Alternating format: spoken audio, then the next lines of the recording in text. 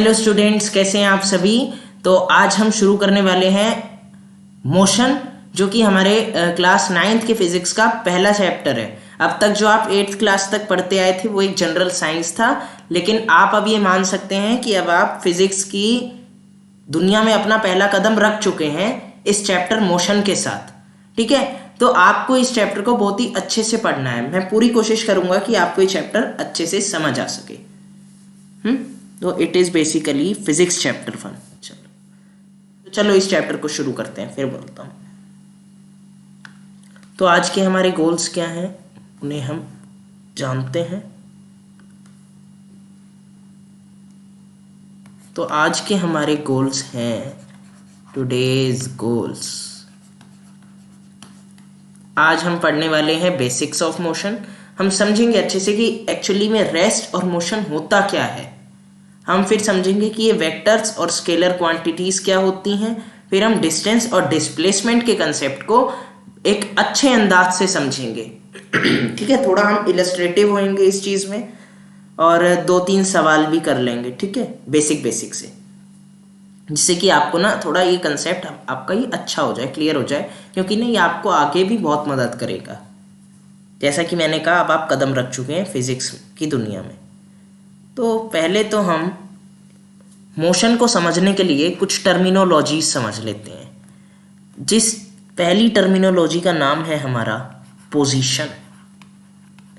शायद ये चीज़ आप जानते भी हों। इसे हम एक्स से रिप्रेजेंट करेंगे कि भाई अब जैसे ये वेंकी है हमारा सुपरस्टार, ये वेंकी है। इसके आज हाथ भी बना दिए मैंने, मैं भूल जाता हूँ इसके हाथ बनाना। ये वेंकी है भाई, ये कहीं एक जगह पे खड़ा है जिसको मैंने डिनोट किया x1 से। और भाई और ना t इज टू 0 है अभी। मतलब अभी ना टाइम की मैंने अभी नोटिंग वोटिंग लेनी शुरू ही करी है।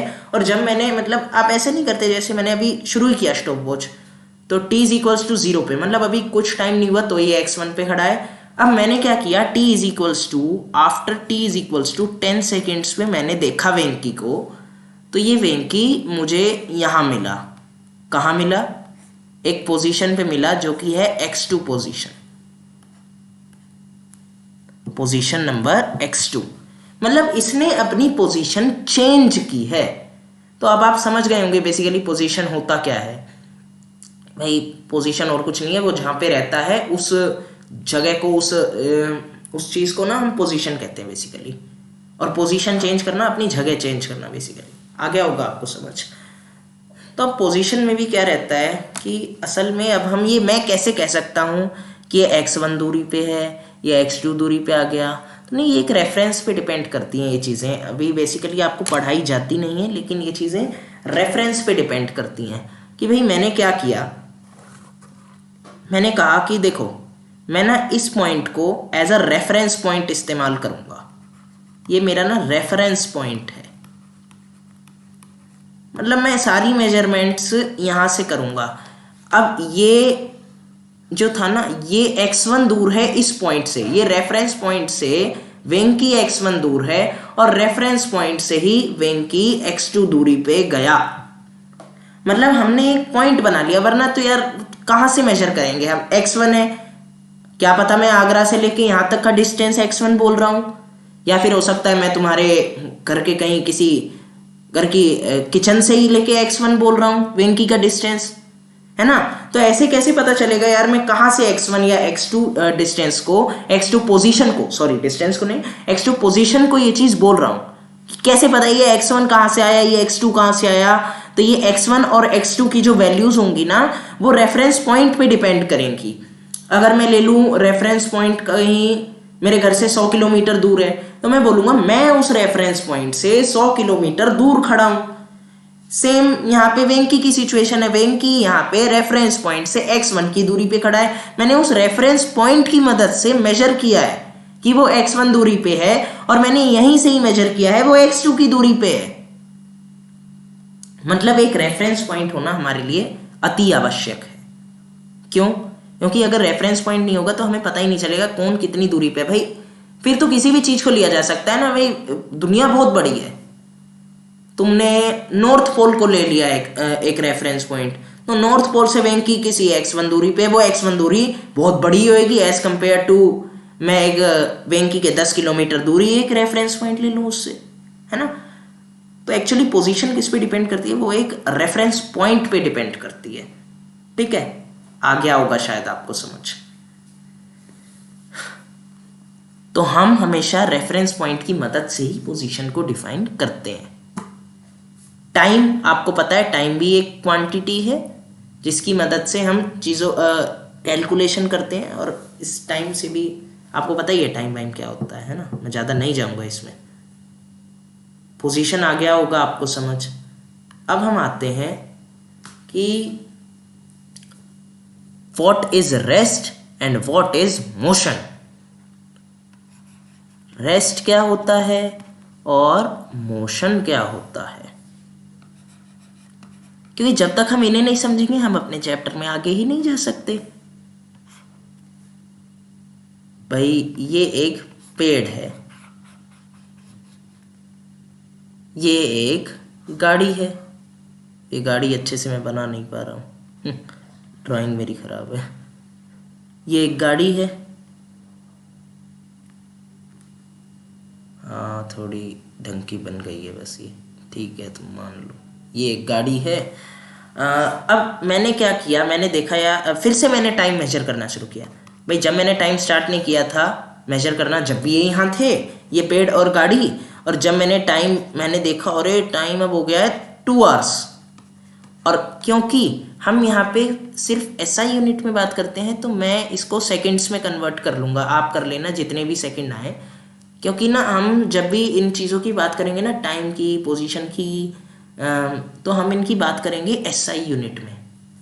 हम वैसी क्वांटिटीज़, हम जैसे किलोग्राम का आपको पता होगा SI यूनिट क्या होती है, ठीक है। तो हम ना हमेशा SI यूनिट में ही बात करेंगे।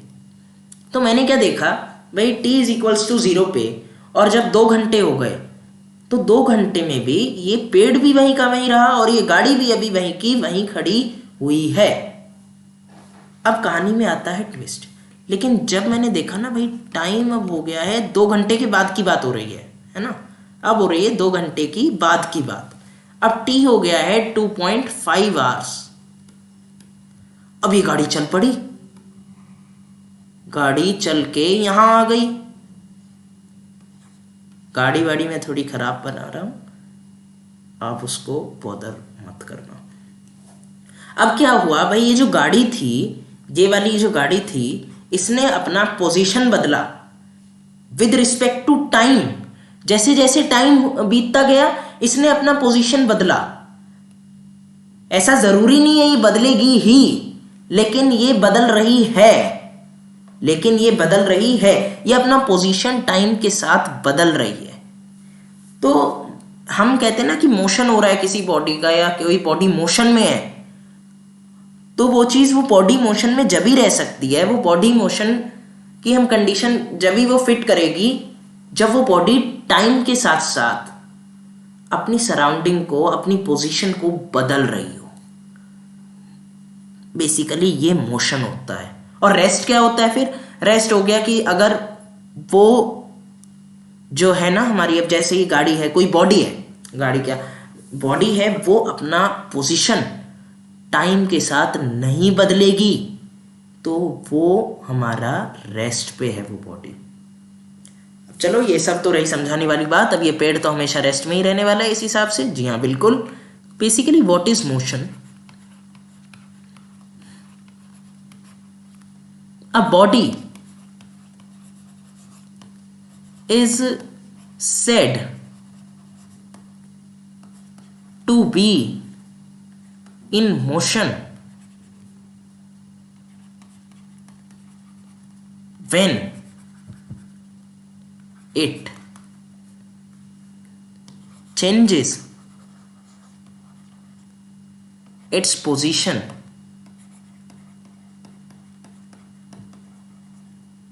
with respect to time. आया समझ? बेसिकली ये होता है। अब आगे जाके आप एक चीज भी पढ़ोगे कि भाई क्यों हर एक चीज मोशन में है। लेकिन अभी आपको ये सब नहीं पढ़ना है, तो जो अभी मैंने बताया आप वो कर लेना। रेस्ट, रेस्ट इसका बिल्कुल उल्टा। A body is said to be in rest when it does not changes. ये कट्टर है, ये नहीं बदल रहा है अपने आप को, ये अपनी पोजीशन नहीं बदल रहा है। ये बॉडी डज नॉट, क्या आ गया ये, does not changes its position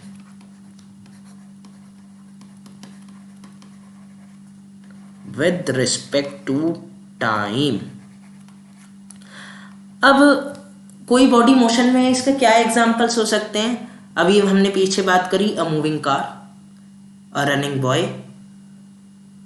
है ना। रेस्ट में क्या हो सकती है? अ ट्री, वो कभी भी अपनी पोजीशन नहीं बदल रहा है ना। चलो आगे बढ़ते हैं। अब हम बात करेंगे क्वांटिटीज की।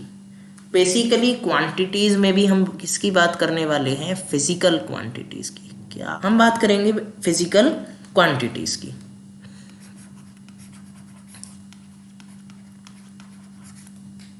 Physical quantities, these are the quantities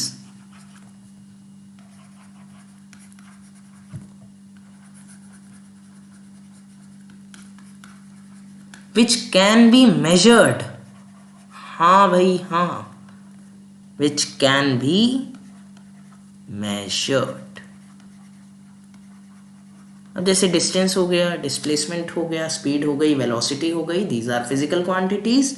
मतलब ये वो क्वांटिटीज हैं भाई जिन्हें हम मेजर कर सकते हैं, जिनका मैग्नीट्यूड पता कर सकते हैं बेसिकली। ठीक है, मैं आपसे एक क्वेश्चन करता हूँ, क्या 2 किलोमीटर यानी डिस्टेंस एक फिजिकल क्वांटिटी है? जी हाँ बिल्कुल, क्योंकि ये हमने मेजर करके ही तो निकाला है। 2 किलोमीटर, एक जगह से दूसरे जगह की दूरी 2 किलोमीटर है, तो ये चीज मेजर हुई है, ये डिस्टेंस, ये दूरी मेजर की गई है, मतलब डिस्टेंस एक फिजिकल क्वांटिटी है। फिजिकल क्वांटिटीज भी अब 2 टाइप की होती हैं, कलर बदला जाए। एक होती है स्केलर क्वांटिटी, एक होती है वेक्टर क्वांटिटी। स्केलर क्वांटिटी में क्या होता है? It only have magnitude, a physical quantity which only have magnitude is a scalar quantity। लेकिन वेक्टर क्वांटिटी के पास मैग्नीट्यूड भी होगा, गौर से सुनिएगा ये बात, मैग्नीट्यूड भी होगा और इसके पास डायरेक्शन भी होगी। अब आप ये चीज समझे नहीं होंगे कि भाई डायरेक्शन वाला पार्ट कैसे, और मैग्नीट्यूड क्या होता है। ये बेसिकली एक वैल्यू होती है, ठीक है। जैसे डिस्टेंस 2 किलोमीटर, तो 2 क्या है? उस डिस्टेंस की वैल्यू है ना। तो इसके एग्जाम्पल क्या हो गए? इसके एग्जाम्पल हो गए हमारे, जैसे एग्जाम्पल की बात की जाए, इसका एग्जाम्पल क्या हो गया? डिस्टेंस हो गया, स्पीड हो गया, इनकी बात करेंगे हम अभी। डिस्टेंस तो मैं आज वाली क्लास में ही बताऊंगा, स्पीड हम अगले लेक्चर में लेंगे। और इसके कौन से एग्जाम्पल हो गए? हमारा डिस्प्लेसमेंट हो गया, और क्या हो गया? हमारा एक्सलरेशन हो गया, और वेलोसिटी हो गई। तो ये जितने भी आप नाम देख रहे हैं, इन्हें एक्सलरेशन, वेलोसिटी, हम इन्हें डिस्कस करेंगे। डिस्टेंस डिस्प्लेसमेंट में आज ही डिस्कस करूंगा, टुडेज गोल में था इसलिए। तो ये अभी स्केलर और वेक्टर क्वांटिटीज आपको अभी डिस्टेंस और डिस्प्लेसमेंट जब आप समझेंगे तो आपको ये और अच्छे से क्लियर हो जाएंगी। चलो आगे बढ़ते हैं और समझते हैं बेसिकली डिस्टेंस और डिस्प्लेसमेंट को। उससे पहले एक कहानी सुनते हैं, और कहानी किसकी होगी? कहानी होगी हमारे वेंकी स्टार की।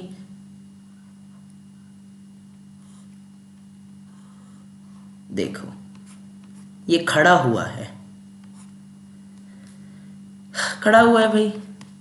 मैंने इससे कहा ये है पॉइंट ए ले, ये पॉइंट बी ले, इनके बीच में भाग। तेरे को पॉइंट ए से पॉइंट बी के बीच में जाना है। अब इसे गुस्सा आ गया, ये तो पागल हो गया, कैसे, मेहनत करनी पड़ेगी, अब तो मेरे को भागना पड़ेगा, है ना, भागना पड़ेगा। अब इसे गुस्सा आ गया, लेकिन मैंने कहा भाग चुपचाप, तो ये भागा। इसने क्या किया, देखो कलर वलर बदलते हैं फिर बताते हैं। इसने ए से बी के लिए ये वाला रास्ता लिया, मैं भागा और मुझसे कहता है मैं बी तक पहुंच गया। मैंने कहा फिर ए पे आ। वैसे तो इसे बहुत गुस्सा आ रहा था मेरे पे, लेकिन ये मेरा कर क्या सकता है। फिर बी से ए पे आया, मैंने कहा फिर भाग, मैंने कहा खेल रहे हैं हम, भागो। अब इसे गुस्सा आया, ये पहले यहाँ रुक गया, ने कहा कि मैं अगर देर से जाऊंगा ना तो वो मेरे को भगवाएगा नहीं। मैं भी कहाँ मानने वाला था इसे, ये देर लगी तो ये पीछे कहीं जाके छुप गया, ऐसे ऐसे रास्ते जाके कहीं ये पीछे यहाँ छुप गया। लेकिन भाई इसे आना तो बी पे था ना, भी मेरा तो ऑर्डर था बी पे तो आना ही है। फिर बी पे आया, मैंने कहा कहाँ इतनी देर लगा दी, इसने कहा आ रहा था आराम से घूम फिर के। मैंने कहा भाग फिर से, बी से भाग। इसको और गुस्सा आ गया भाई, अब इसका गुस्सा बढ़ता जा रहा है। भाई पहले तो यहाँ गया, फिर ये यहाँ गया, फिर ये यहाँ गया, यहाँ गया, यहाँ गया, यहाँ गया, फिर ये ए पे आया। देखो जो मूर्ख है वो मूर्ख ही रहेगा। एक बात बताओ, ये इसने इतने रास्ते बनाए, अब मैं एक रास्ता, अब मैंने कहा यार तू बहुत भागा, बहुत मेहनत की, आज मैं बहुत खुश हूँ तेरी मेहनत से, चल आज मैं तुझे एक शॉर्टकट देता हूँ। नया शॉर्टकट, मैंने कहा हाँ शॉर्टकट दूंगा। अब इसने मुझे शॉर्टकट, मैंने इसे शॉर्टकट दिया, ये मुझे क्या शॉर्टकट देगा। मैंने कहा तू, एक तो ये बीच बीच, मैंने कहा चल तू सीधा यहाँ से यहाँ चला जाना भाई, क्यों इतना तंग हो रहा है, कभी इधर से जा रहा है, कभी इधर से जाऊंगा, कभी इधर से जाऊंगा। मैंने कहा सीधे यहाँ से जा, बी तक पहुंच, टाइम भी कम लगेगा, सबसे छोटा रास्ता है ये। इसने ये तो बहुत बढ़िया बात है, अब इसे गुस्सा नहीं आता भागने में, अभी आराम से भागता है। तो अब हमने ना इस कहानी से एक चीज देखी कि भाई एक जगह से दूसरी जगह जब हम जाते हैं, हमारे पास दो रास्ते होते हैं। एक होता है लंबा रास्ता, एक होता है छोटा रास्ता, और एक होता है सबसे छोटा रास्ता, है ना। तीन रास्ते होते हैं, एक होता है बहुत लंबा रास्ता, एक होता है लंबा रास्ता, एक होता है छोटा रास्ता, एक होता है सबसे छोटा रास्ता, इससे छोटा रास्ता है ही नहीं। तो अब हम डिस्टेंस को डिफाइन करेंगे, अब मजा आएगा तुम्हें भी और मुझे भी। अब डिस्टेंस को डिफाइन करते हैं। It is total path length,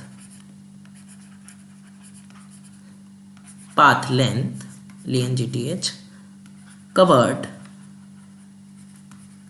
by body। कहां से कहां तक, जहां से जहां जाना हो वहां तक। डिस्प्लेसमेंट क्या है भाई,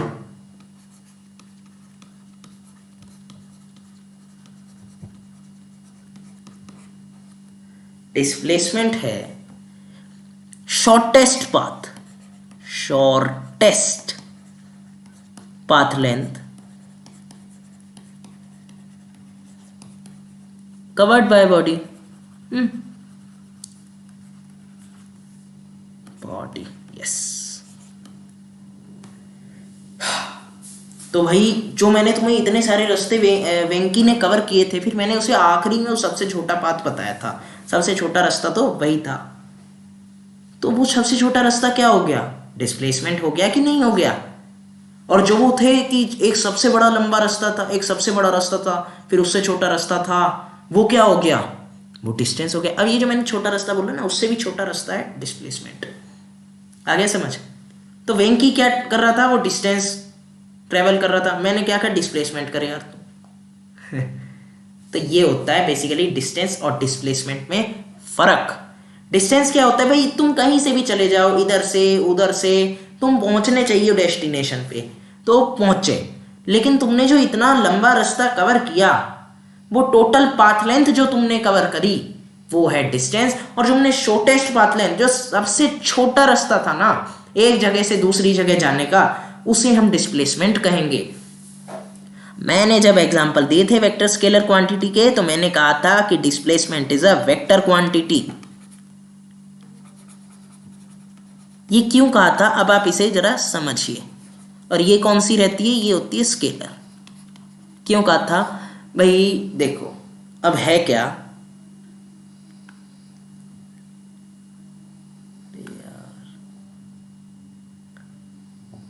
देखो अब है क्या कि जैसे हमारी अब ये जो वेक्टर क्वांटिटी है ये क्यों है भाई, ए से बी जाने का सबसे छोटा रास्ता हर एक जगह पे तो मिलेगा नहीं। जैसे समझाऊं मैं तुम्हें, ये ए है, एक मिनट, ये ए है, ये बी है, भाई इसका सबसे छोटा रास्ता जाने का यही है। ये सबसे छोटा रास्ता है क्या? नहीं है। ये है क्या? ये भी नहीं है। सबसे छोटा रास्ता तो एक ही है, ये तो सिर्फ एक स्पेसिफिक दिशा में ही है। भाई कहते हैं ना उल्टा मुड़ जाना, भाई तुम कभी सफर करते हो तो कहते नहीं है तुम किसी से गाड़ी रोक के पूछते हो भाई ये रास्ता कहाँ पे है, तो कहता है इधर से ना उल्टा मुड़ के ना क्या कहते हैं बाएं की तरफ मुड़ो और फिर सीधी ले जाना गाड़ी। तो इसका क्या मतलब है, उसने एक स्पेसिफिक रास्ता बताया, एक डायरेक्शन बताई, और फिर वो साथ में ये भी कह देता है ये छोटा रास्ता है, ये सबसे छोटा रास्ता है पहुंचने का। तो छोटे रास्ते की क्या है ना, एक डायरेक्शन है। वो छोटा रास्ता सिर्फ एक डायरेक्शन पे मिलेगा, वो यहाँ मिल रहा है ए से बी तक, ये हमारा डिस्प्लेसमेंट है। और ये भाई यहाँ जो यहाँ हम जाएंगे ना, अगर हम इस डायरेक्शन में गए जहाँ ये मेरा पॉइंटर जा रहा है तो ही मुझे डिस्प्लेसमेंट दिखेगा, वरना तो सब डिस्टेंस ही है। तुम ऐसे चले जाओ, ऐसे चले जाओ, लेकिन डिस्प्लेसमेंट एक ही जगह जाने पे दिख रहा है मुझे, एक ही जगह जाने पे मैं डिस्प्लेसमेंट कर रहा हूँ। इससे पता चलता है डिस्प्लेसमेंट का एक स्पेसिफिक डायरेक्शन है, डिस्प्लेसमेंट का एक स्पेसिफिक डायरेक्शन है, लेकिन डिस्टेंस का कोई डायरेक्शन नहीं है। डिस्टेंस में किसी भी रास्ते से जाऊं वो शॉर्टेस्ट नहीं है, जब तक वो डिस्टेंस ही कवर हो रहा है, और वो हर एक मैं इधर जाऊं इधर जाऊं इधर जाऊं डिस्टेंस ही है। इसीलिए हम डिस्टेंस को स्केलर कहते हैं, जिसके पास कोई डायरेक्शन नहीं है। लेकिन वेयर एज डिस्प्लेसमेंट के पास एक स्पेसिफिक डायरेक्शन है। जब हम एक पाथ से गुजरेंगे, एक स्पेसिफिक पाथ से गुजरेंगे, तो ही हमें छोटा रास्ता मिलेगा। आ गया होगा अब आपको समझ? हाँ चलो बढ़िया। तो अब क्या समझना बाकी रह गया है? अब समझना रह गया है डिस्टेंस और डिस्प्लेसमेंट में, भाई डिस्टेंस क्या होगा, वो हमेशा डिस्प्लेसमेंट से बड़ा होगा, कभी छोटा नहीं होगा डिस्प्लेसमेंट से। क्यों? अब तुम इसी एग्जांपल से देखो, यार ये चीज़ छोटी हो सकती है क्या इससे? नहीं हो सकती ना। और ये वाला तो कितना बड़ा पाथ लेंथ है, बड़ा रास्ता सबसे छोटा रास्ता। कौन सा रास्ता बड़ा है? सब बड़ा ही रास्ता बड़ा है ना भाई। तो बड़ा रास्ता कौन सा था? डिस्टेंस था। तो डिस्टेंस हमेशा डिस्प्लेसमेंट से बड़ा होगा या उसकी बराबर हो जाएगा। हाँ बराबर भी हो जाता है कभी कभी। तो डिस्टेंस डिस्प्लेसमेंट के बराबर होगा या फिर उससे बड़ा होगा, छोटा कतई ही नहीं हो सकता है। आई होप आपको समझ आ गया हो। अब हम अगली क्लास में इसके न्यूमेरिकल्स वगैरह कर लेंगे, 2-4 थोड़े नॉर्मल करेंगे, जिससे कि अभी आपने ये टॉपिक जो सीखा है उसके आपके कंसेप्ट क्लियर हो जाए। ठीक है, तो तब तक के लिए अपना ख्याल रखिए, चैप्टर पढ़ते रहिए और why do we fall ill को भी रिवाइज करिए। चलो मिलते हैं अब अगले वीडियो में।